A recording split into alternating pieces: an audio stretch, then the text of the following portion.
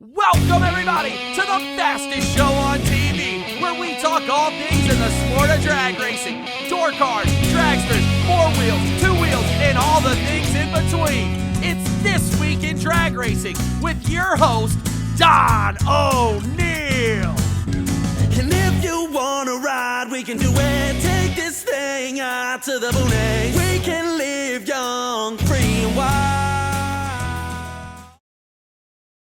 This week in drag racing, we get to spend time with Chaz Silence, Kellen Farmer, both racers that have last names, that have legacy, that runs deep in the world of drag racing. So let's get to it. Thanks for tuning in to This Week in Drag Racing. The show is a production of Streetway Marketing and Media and DragRacer.tv. To find out more about us, or to find out how you can be a part of the show, call us today. We'd love to hear from you. Now stay tuned for more from This Week in Drag Racing. This week we welcome in a Drag Illustrated 30 Under 30 winner, awardee, Hall of Fame, if you will, plaque on the bathroom wall, however you want to categorize it. But above all that, 2019 PDRA Elite Top Dragster, second generation racer, Kellen Farmer, into the show today. Kellen, how are you doing? I'm doing good. How are you, Don? Well, it's the off season, and probably just like you, I'm as busy as I possibly can be, and I want to thank you for taking time out, taking some oxygen, and joining the show today. Oh, yeah. Glad to be here. Well, let's jump right in and let's educate all the people at home that are tuning in today. What is it that motivates Kellen Farmer to drag race? Whew, that is a lot.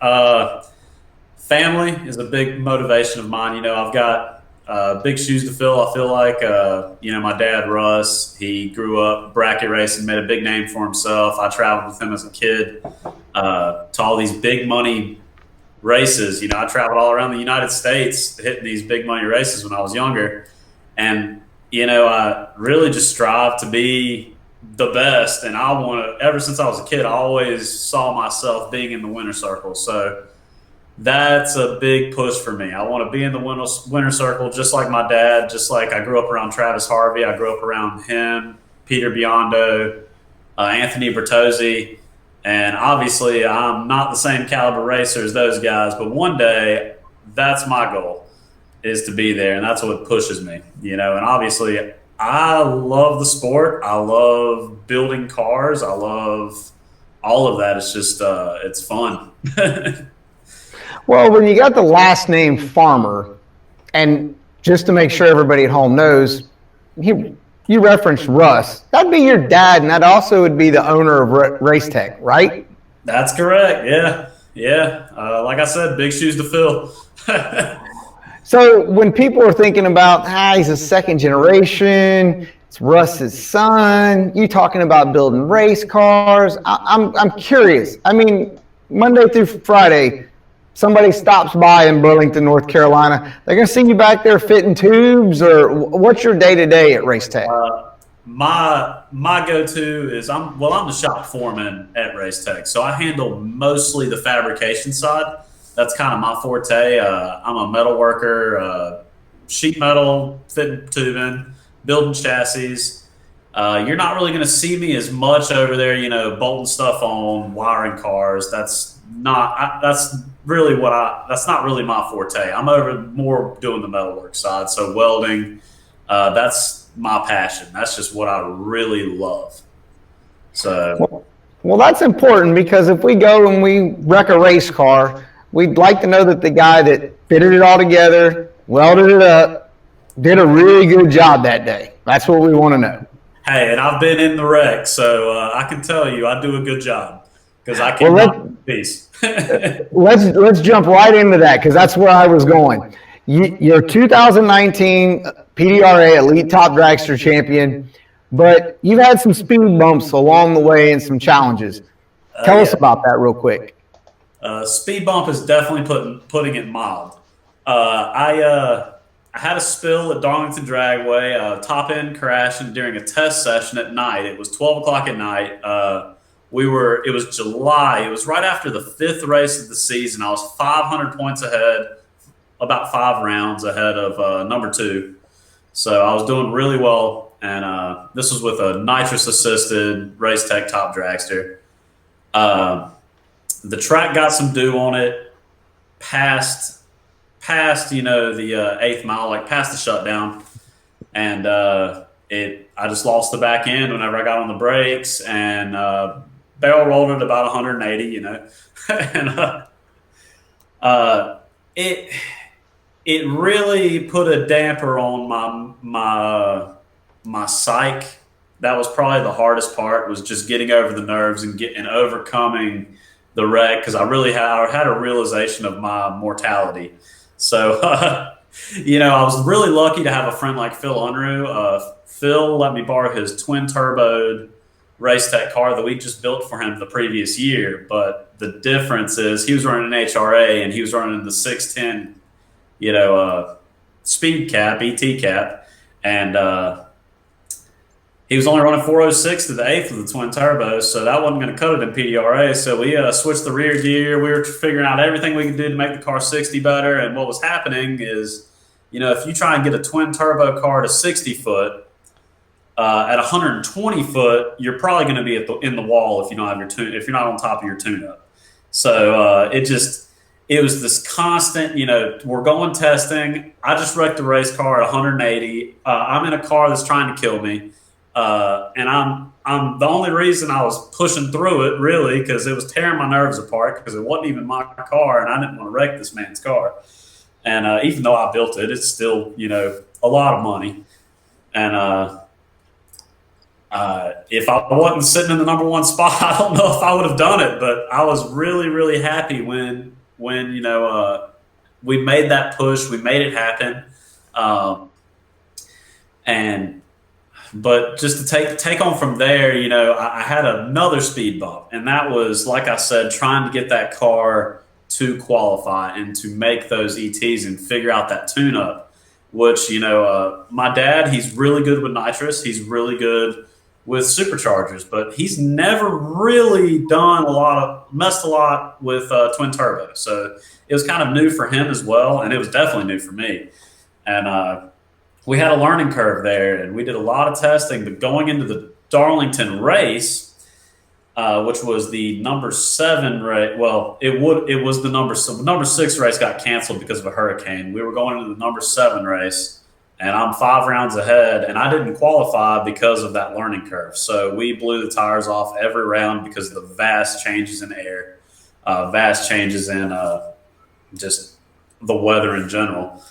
And we really struggled, and that put a dampening on me too, because the number 2 spot was Brian Bednar, and Brian Bednar, if I remember right, he either finished in the semis or he made a finals appearance that race. So he really made a huge jump in the points, and he was right there, like right behind me, just by it was a round and a half, I believe, going into the World Finals. There were 4 competitors that could have overtook me in the World Finals because of my D&Q, and it made it, honestly, I was nervous. I wanted to win. I wanted to win bad. I mean, my whole life's dream was to get that world championship. So when I finally got it and it was all said and done, it was a huge weight lifted off my chest. I realized, me overcoming that wreck, me sitting in that seat and doing whatever it took to be that world champion, just having it pay off was, oh my God, it is the greatest thing ever. And I always wear this ring because I love being the world champion. Well, when you overcome some adversity to be able to move forward, right? I mean, I know I've wrecked a couple race cars. I've got that on my resume, and there's those that have wrecked and those that will wreck. When you overcome the adversity, and have some sweetness in there, it makes it rewarding, but it also makes it memorable to the point that when you start to hit stumbling blocks, whether it be at the racetrack or in your personal life, allows you to push through. You mentioned your family. Obviously, your family is a big part of it, but your world championship push, did you have any sponsors that were involved in trying to help get you over that hump? Oh, yeah, 100%. Strange Engineering, I can't thank those guys enough. They have been great to me, and honestly, their product has been nothing but the best. I mean, we've put their drive shaft and their new experimental. It was, well, whenever they gave it to me, it was an experimental rear end. Now it's in full production. It's their, it's kind of like their lightweight. It's like a more sportsman oriented pro mod housing.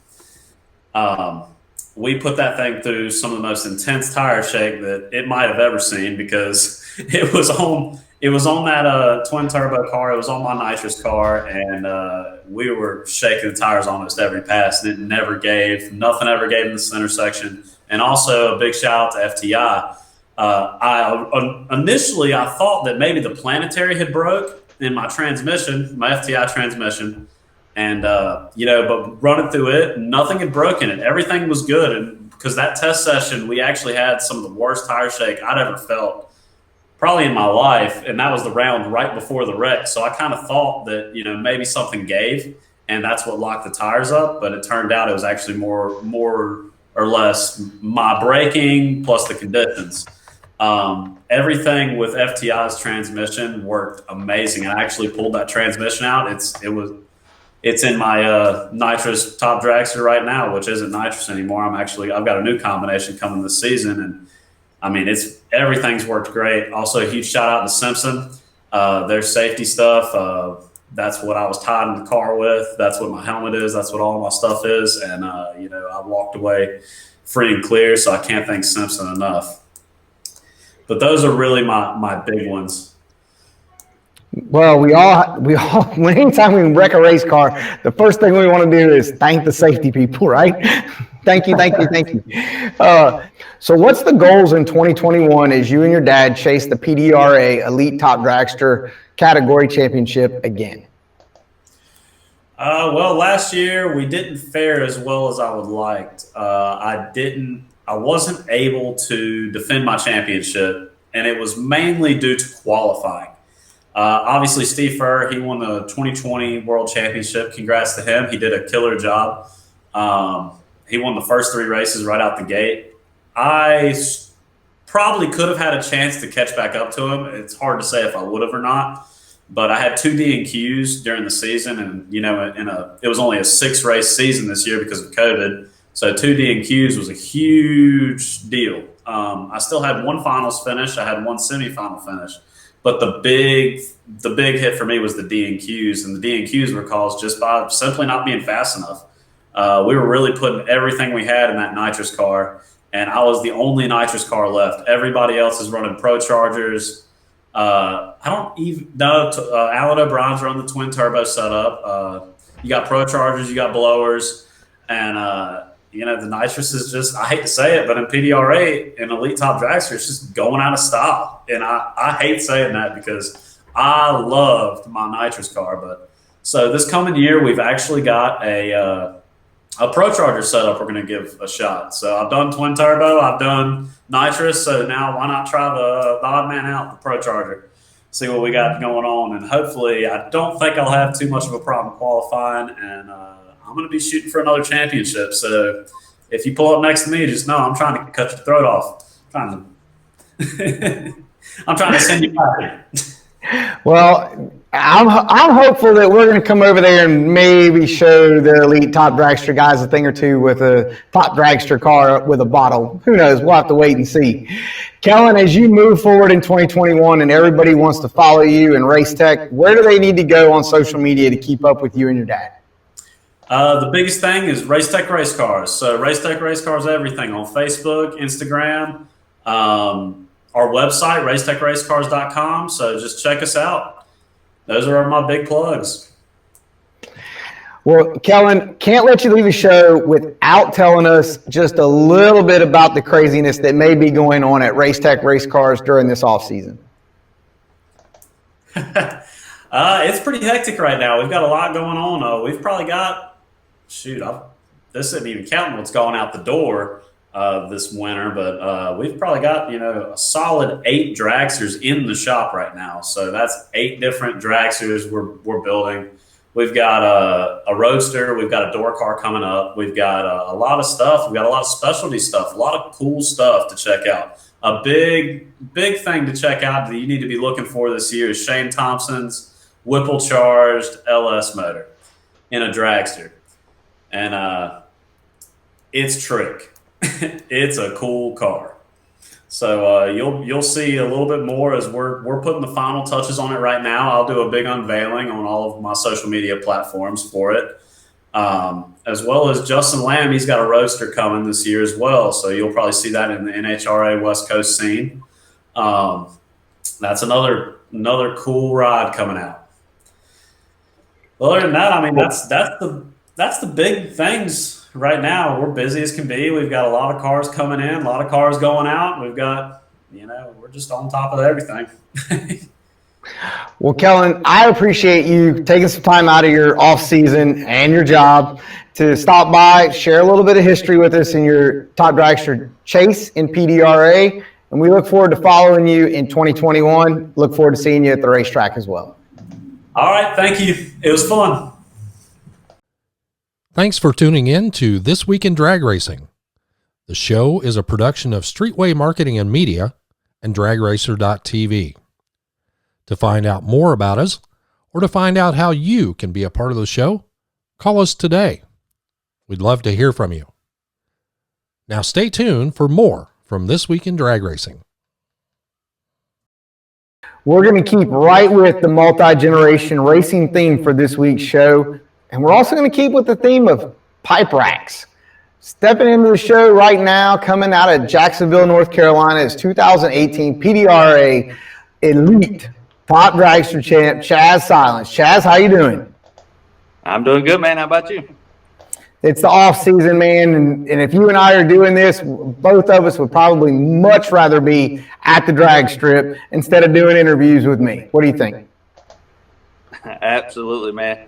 This wintertime stuff, it's overrated. It's just get your mind racing. You want to be out there on the racetrack and ready to make the first pass. So I'm just waiting. Soon we get a weather break. Well, Chaz, as I said, you're a multi-generation racer. You got a dad. I mean, he's got world championship trophies stacked up. You got an uncle. He's got a couple. And here you are. You already have one in the PDRA Elite Top Dragster ranks. So all that being said, what motivates Chaz Silence to compete on the weekends? Well, first off, I'm only 32 years old, fixing to turn 33. I had a rough childhood. I didn't have no choice but to win. That's all I had. I had to hear enough crap in between them. I've won more world championships than you have races. Man, it's just ever since I was little, I just want to do the same thing they were doing. But I think the biggest thing that drives me to want to do it all the time is the winning, man. I mean, there's no better feeling when you go through that stripe on that final round and you see the W come on in your lane. It's just like, it's the best feeling in the world. I know a lot of people don't understand it, don't figure it out, but you get everything to come together. You figure it out. You're doing it yourself. You're the person in the seat, and you're the one that does it. It just drives you, man. It's just like a drug. I guess it'd probably more expensive than any drug we've ever had, but man, just a family ordeal, and then the winning, it just drives you to keep going week in and week out. Well, your family obviously has played a huge role in grooming you and probably infecting you with this disease of drag racing in the world of motorsports. Now, most of our guests that we've had on the show have talked about where they started at in the junior dragster ranks. How did your childhood, if you will, as you moved through the ranks, how did it go for you? Junior dragsters. It's a really bad story. Me and my cousin Derek Scholler, he stays in Holly Ridge. That's my dad and my uncle's sister's son. The local racetrack out here at Coastal Plains, they had a junior dragster program started. They had 2 junior dragsters, and you could sign up for it. Your parents sign you up for it, and you could drive these junior dragsters on the weekend during the regular Saturday night bracket race. Well, me and Derek, of course, we were there because our families were racing every single weekend, bracket racing, doing something. Well, I think it was maybe the second weekend out, I was driving the junior dragster, and I went to make the turnoff at the top end of the racetrack, and I was probably 9 or 10. Well, instead of hitting the brake, I hit the gas, and I run into the turnoff wall at the end of the racetrack and crashed the junior dragster. Well, they kind of banned me from driving the juniors then. Well, the next weekend comes around, and Derek's driving the junior dragster, and we're coming up return road, and Derek's doing he's 2 years older than me, and he's doing his little victory wave at the crowd coming up the return road. Well, the four-wheeler that was pulling him in front of him stopped, and Derek run into the back end of the four-wheeler and crashed that junior dragster. So both junior dragsters they had were down. And needless to say, after that, the track kind of discontinued the junior dragster program, and me and Derek never got a junior dragster from our families. I never drove another junior after that. But after that, we went to racetrack every weekend, and about 14, I started bracket racing, or Thursday night racing a little test and tune, a little Firebird that we towed in here at the shop, and I had a little 350 motor in it, and that's how I really started drag racing then, on Thursday nights, on their trophy nights, and I did that probably a year. When I was 14 years old, Daddy would tow it out there, drop it off, and I'd race all night long, make lap after lap after lap after lap, and when I turned, I think about 15 and a half, he got me my first top dragster. It was 04, 05, right in there. Daddy and Jamie, that was right in the midst of their thicket of winning world championships. And, back then, the IHRA days, you could get a lot of equipment for free. If you wanted it, they gave it to you. And we built that dragster, and I started bracket racing every single weekend. I was 15 and a half, no driver license. I had to have somebody pull the car there, and I just raced and raced, and man, it drove me from there. Well, I would have to think that going through and evaluating a weekend of racing with your dad or your uncle or even Derek, I'm sure the feedback process probably got a little choppy from time to time, and the phrase of "what in the world were you doing, boy?" probably came out more than you wanted to hear. Oh, definitely. I probably, some people, they don't really know they can't grasp the concept of bracket racing, the best package and hitting the tree and things like that. But I had two guys between my daddy and my uncle. Man, I couldn't make an excuse. It was just flat out, what were you doing? What were you thinking? What were you down there ripping the gas for? All you got to do is drive that thing. I mean, I'd never had an excuse. They would ask me that afternoon or that night, they'd call me, well, how'd you screw up? What did you do? Because, I mean, they always gave me the best available equipment. So I didn't have no excuse on that end. My excuse was the weak link in the driver's seat. And, I heard that phrase more than once. I guarantee you, once a week. And they'd say, I'll show you next week, and I'll show you how to do it.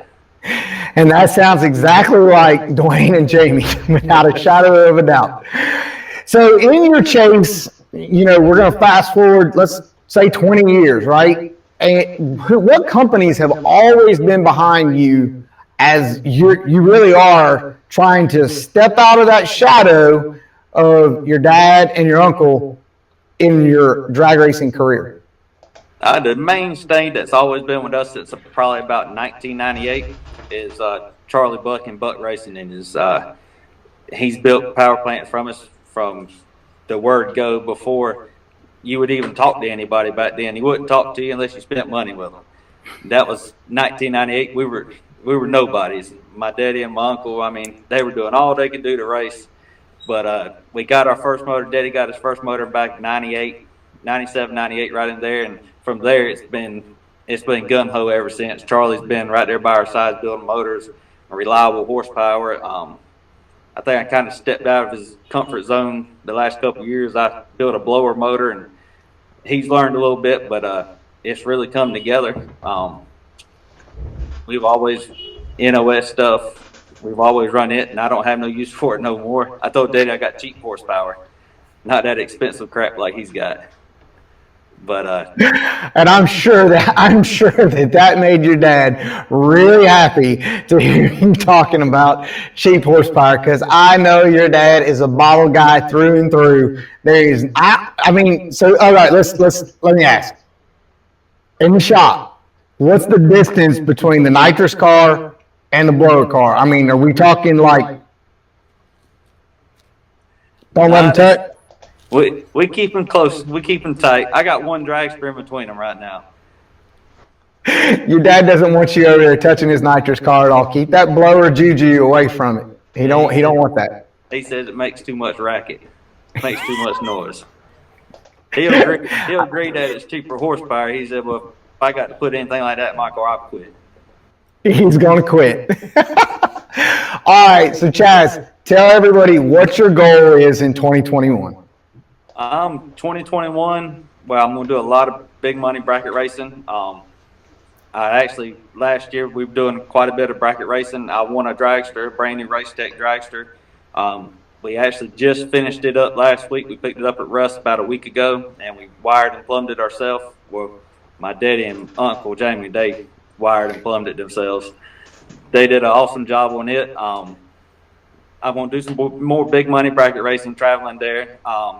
Jamie, he's actually gotten back into the racing scene a little bit, and with his youngest daughter, junior dragster racing, and Daddy, he'll probably be doing a little bit more with us, but we'll definitely be at the PDRA races, all of them, me and Daddy. My goal is, just like every year, to get to number one. There's no other choice. When we leave that driveway, that's the one thing we're leaving to do. We're going to win. We're going to have fun, but the main thing is we're going to win. That's our main goal. And there's no other thing besides number one. If you don't have a number one, you're just chasing pipe dreams. That's it. All right, so our other guests I've always asked on the goals section. Big money bracket racing, PDRA championship. If I told you that you could win one big money bracket race, but you're not going to be a PDRA champ, you good with that? It has to be a hell of a big money bracket race to win, I can tell you that. Fair enough. Absolutely. All right, Chaz, tell everybody where to keep up with you and your family in 2021 as you travel the country. Our big thing is we don't do a lot of social media, but you can keep up with a lot of our PDRA stuff straight on PDRA racing site. Just follow their schedule. They got a lot of live feed that they go on. And just keep up with them. That's a big source, family oriented. People will really enjoy it, and that'd be the main thing that we stay on, that you can follow us by PDRA Facebook and keep it online there and follow us where we're going. Well, Chaz, I really appreciate you taking time out, making the audience laugh, and I'm going to have to work really, really hard to get your dad and your uncle on the show. I know this whole internet thing, live streaming, that I can hear your dad telling me, yeah, I'm not interested in that, but we're going to have to work really, really hard and get them on the show. It shouldn't be too hard. They're about semi-retired, so they got plenty of time on their hands. Oh, that is totally going to make the highlight reel. Chaz, thanks for stopping by, and I look forward to seeing you later on this year at the racetrack. All right, man. You too. Good luck, Don. Appreciate the help. Appreciate the opportunity, man. Thank you, sir. Thanks for tuning in to This Week in Drag Racing.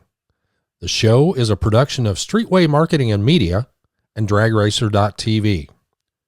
To find out more about us, or to find out how you can be a part of the show, call us today. We'd love to hear from you. Now stay tuned for more from This Week in Drag Racing. This week, spending time with Kellen Farmer and Chaz Silence, you can totally see that their success is just starting. Kellan, family, building race cars, and winning world championships. Chaz, family, business, world championships. Both of them started at a very young age and are very blessed and fortunate to have their family to have provided them those opportunities and continue to push them towards greatness. The two last names we're going to hear about for decades to come. And you at home, you also can add your name to the list for decades to come. Bring your family. Come get involved in our world of motorsports. Local drag strip, local circle track, wherever it may be. Just get started. You can hear the passion and the fun that they had in their voices. We want to share that with you. So come be a part of our world. We'll see you next week.